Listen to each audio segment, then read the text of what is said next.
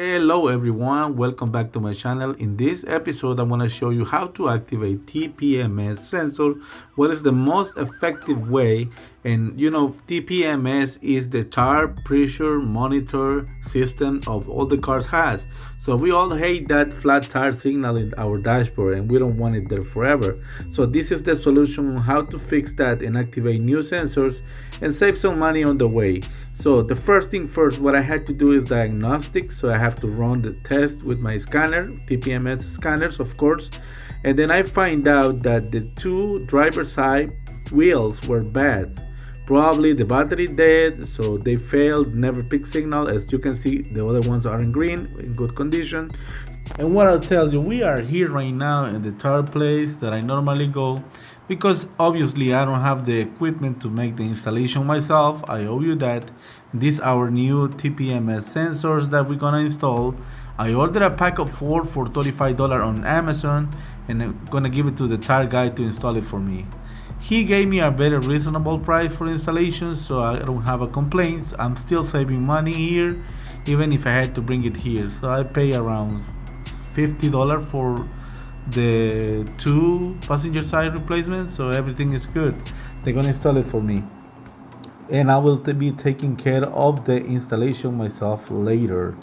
As you can see right here, I'm gonna give it to him, and then he's gonna give me right now. This is the old one that you can see. Battery is obviously dead, that's why they never trigger signal when I try to do the diagnostic. Back here home, we already have the sensor installation, and then we're gonna do the activations here with my TPMS scanner. So we're gonna take care of that's part 2 of the process.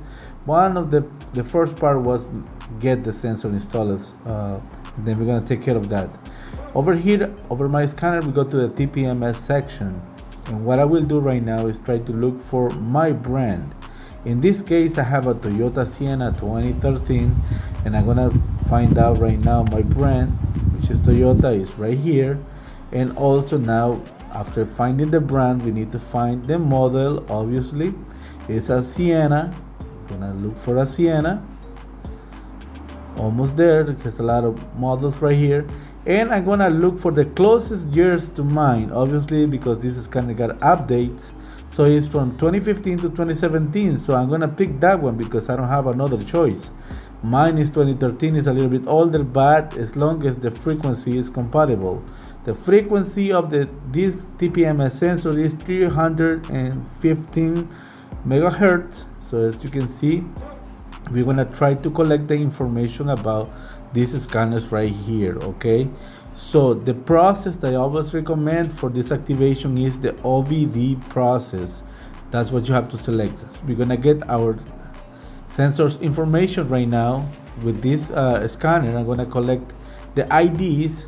You can also write it down before you install however you want to do it. So we're gonna follow the instructions from the scanner, which is the first wheel is gonna be the driver front, the second wheel will be the passenger side front, the third wheel is gonna be the passenger side back, and then the last wheel is gonna be the driver side back. So we collect the 4 signal. I'm getting a little bit harder to detect this one, but it's okay. We got all of them here. Once we got all the 4 sensors information, we are ready to connect our OBD2 cable. One end is gonna go to my scanner, and the other end is gonna go to the OBD port of the car. All the cars since 1996, they have the OBD2 port on board, so you can do your diagnostic. We're gonna put our ignition switch in the on position, but we're not gonna turn on the car. So I got my cable connected, and once I got the cable connected, we're ready for the action. We're coming back here to the scanner, and what we're gonna do is make sure we are in the option OVD relearn. As you can see right here, I'm pointing the that TPMS sign, that we all hate to see. Well, I hate it personally. Now when we have here in the relearning, we're gonna make sure we hit the middle option, which we're gonna make sure we have the ignition on, and we're gonna click here in OVD relearning.